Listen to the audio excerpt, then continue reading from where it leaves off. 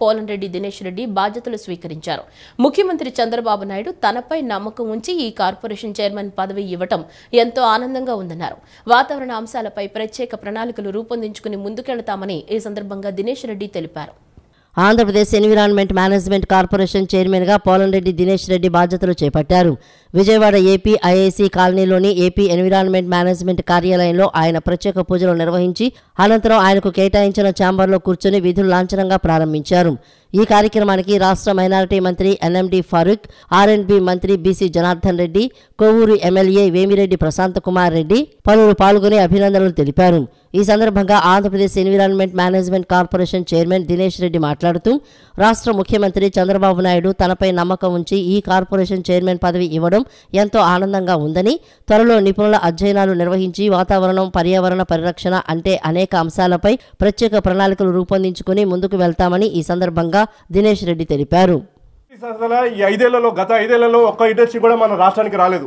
ఇవాళ నారా చంద్రబాబు గారు ఒక కొత్త ఒరవడితో చాలా ఇండస్ట్రీస్ మన రాష్ట్రానికి తీసుకురావాలి, పరిశ్రమకి ఒక హబ్గా ఆంధ్రప్రదేశ్ని తయారు చేయాలని ఒక సదుద్దేశంతో వెళ్తున్నారు. అయితే ఇండస్ట్రీస్ డెవలప్మెంట్తో పాటు కాలుష్య నిర్వహణ కూడా మనం చేయాలి. ఈ కాలుష్యం అంటే ఇప్పుడు మనకి ఏదైతే ఎయిర్ పొల్యూషన్స్ ఉంటాయో, అలానే లిక్విడ్ వేస్ట్ ఉంటుందో, అలానే ఈ వేస్ట్ ఏవైతే ఉంటాయో ఇవి ప్రాపర్గా మేనేజ్ అవుతున్నాయో లేదా అని చెప్పి చూసేదే ఈ ఏపీ ఈఎంసీఎల్ బాధ్యత. ఇవి ఇప్పటికే మేము ఆల్రెడీ ఆన్లైన్ పోర్టల్ని ఏర్పాటు చేయడం జరిగింది. ఈ పోర్టల్ ఇంకా కూడా ఇది కొత్త బడ్డింగ్ లో ఉంది. ఒక నమ్మకంతో ముఖ్యమంత్రి గారు, అలానే నారా లోకేష్ అన్న గారు, అలానే పవన్ కళ్యాణ్ గారు నాకు ఈ బాధ్యతను అప్పచెప్పారు. డెఫినెట్గా దీనికి ఉన్న సామర్థ్యాలని ఖచ్చితంగా పెంచుతాము. దీని వింగ్స్ని పెంచి రాష్ట్రంలో అన్ని పరిశ్రమలు ఏవైతే ఉన్నాయో ఆ పరిశ్రమలన్నిటికీ సరిగ్గా వేస్ట్ మేనేజ్మెంట్ అని అంటున్నారు, ఇండస్ట్రియల్ వేస్ట్ అని చెప్పి అంటున్నారు. ఇండస్ట్రియల్ వేస్ట్ కాదు, ఇది ఇండస్ట్రియల్ వెల్త్ అని చెప్పి నేను అంటాను. రాజ్యాంగ ఫలాలు అందరికీ అందాలన్న ఉద్దేశమే లక్ష్యంగా ఆల్ ఇండియా దళిత యాక్షన్ కమిటీ పనిచేస్తుందని జాతీయ అధ్యక్షులు రాము పేర్కొన్నారు. సంపన్న దళితులు తొక్కిసలాట, పేద దళితుల అనాథ పుస్తకం ద్వారా ప్రజలకు వాస్తవాలు వివరిస్తామన్నారు. ఈ పుస్తకాన్ని ప్రతి గ్రామానికి తీసుకువెళతామని ఆయన స్పష్టం చేశారు. ఆల్ ఇండియా దళిత యాక్షన్ కమిటీ ఆధ్వర్యంలో విజయవాడ వాంటౌన్లోని ఓ ఫంక్షన్ హాల్ నందు సమావేశం నిర్వహించారు. ఈ సమావేశంలో భాగంగా జాతీయ అధ్యక్షులు నా రాము రచించిన సంపన్న దళితుల తొక్కిసలాట, పేద దళితుల అనాథ పుస్తకాన్ని ఆవిష్కరించారు. అనంతరం రాము మాట్లాడుతూ రాజ్యాంగ నిర్మాత డాక్టర్ బాబాసాహెబ్ అంబేద్కర్ విషం సేవించి అందరికీ అమృతాలు పంచారని అన్నారు. రాజ్యాంగ ఫలాలు అందరికీ అందాలన్న ఉద్దేశమే లక్ష్యంగా ఆల్ ఇండియా దళిత యాక్షన్ కమిటీ పనిచేస్తుందని తెలిపారు. ఈ పుస్తకాన్ని ప్రతి గ్రామానికి తీసుకువెళ్తామని పేర్కొన్నారు. చెప్పులు కుట్టేవాడు చెప్పులు కుడతానే ఉన్నాడు, ఈ ఆకలి బాధతో ఉండేవాడు ఆకలిగానే ఉన్నాడు.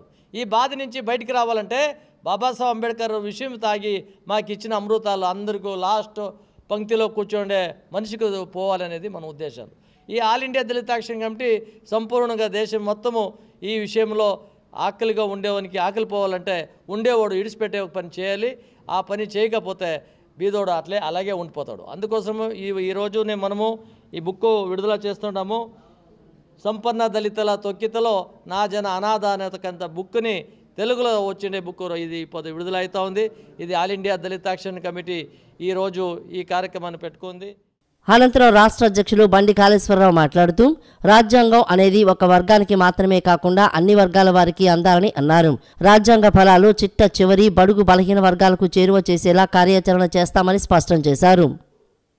ఈ యొక్క యూనిట్ ప్రయత్నం చేస్తూ ఉంటుంది. అదేవిధంగా ఆ విధానంలో భాగంగానే ఈరోజు రాములు గారు ఒక బుక్ని రిలీజ్ చేశారు. అన్ని భారతదేశంలో కూడా అన్ని భాషలలో కూడా తెలుగు, హిందీ, తమిళ్, కన్నడ, మలయాళం, హిందీ భాష, ఇంగ్లీష్ భాషల్లో కూడా ఈ యొక్క బుక్స్ని రిలీజ్ చేసి భారతదేశం మొత్తం రిలీజ్ చేసుకుంటూ తను ఏదైతే జీవితాన్ని అనుభవించారో ఆ జీవితాన్ని అనుభవించకుండా ప్రతి ఒక్క పేదవాడు చివరి స్థానంలో కూర్చున్న పేదవాడు కూడా ఉన్నత స్థితికి రావాలని, వాడు బడుగు బలహీన వర్గాల స్థితిలో నుంచి పై స్థితికి రావాలని కోరుకుంటూ ఈ యొక్క బుక్ని లాంచ్ చేయడం జరిగింది. అదే అందులో భాగంగానే భారతదేశంలో ప్రజలందరినీ కూడా చైతన్యవంతం చేస్తూ బడుగు బలహీన వర్గాల వారిని ప్రత్యామ్నాయంగా ఒక యూనిట్ని కూడా త్వరలోనే రెడీ చేయబోతా ఉన్నాం. అందులో భాగంగానే ఈ యొక్క బుక్ లాంచింగ్ కార్యక్రమం జరుగుతుంది. అణగారిన వర్గాలు అభివృద్ధి చెందాలంటే పారిశ్రామికవేత్తలుగా మారితేనే సాధ్యమవుతుందని MSME development corporation chairman Shivshankar అన్నారు. పొలిటికల్ వ్యవస్థ వల్లనే బలహీన వర్గాలు నేటికి అదే పరిస్థితుల్లో ఉంటున్నాయని, దీన్ని అధిగమించాల్సిన అవసరం ఉందన్నారు. దళిత బహుజన ఫ్రంట్ ఆధ్వర్యంలో విజయవాడ ఎంబీవీకే భవన్లో నూతన ఔత్సాహిక పారిశ్రామికవేత్తలు ప్రోత్సాహ సదస్సు జరిగింది. ఈ సదస్సుకు MSME development corporation chairman Shivshankar ముఖ్య అతిథిగా విచ్చేశారు. ముందుగా అంబేద్కర్ చిత్రపటానికి పూలమాలలు సమర్పించి నివాళులర్పించారు. అనంతరం శివశంకర్ ప్రసంగిస్తూ 1991 తర్వాత ఇతర రాష్ట్రాల్లో దళితులు వ్యాపారవేత్తలుగా మారారని, కానీ మన ఆంధ్రప్రదేశ్ నుంచి ఎవరూ లేకపోవడం బాధాకరమని అన్నారు. మానసిక సందిగ్ధత ఉంటే ఏ వ్యాపారంలోనైనా రాణించవచ్చని అన్నారు. బలహీన వర్గాలు పొలిటికల్ వ్యవస్థతోనే ఆగిపోయి ముందుకు వెళ్లడం లేదని ఆవేదన వ్యక్తం చేశారు. పారిశ్రామికంగా ముందడుగు వేస్తే మన భవిష్యత్తు తరాలు మంచి జీవితాలు చూస్తాయని ఆ దిశగా ఆలోచన చేయాలని సూచించారు. ఈ పొలిటికల్ లైఫ్ ఒకప్పుడు నాకు పొలిటికల్ లీడర్స్ అంటే ఒక ఏకీయ భావం ఉండేది. ఈరోజు మీతో నేను ఓపెన్గా మాట్లాడతాను. మీరంతా నా కుటుంబ సభ్యులు.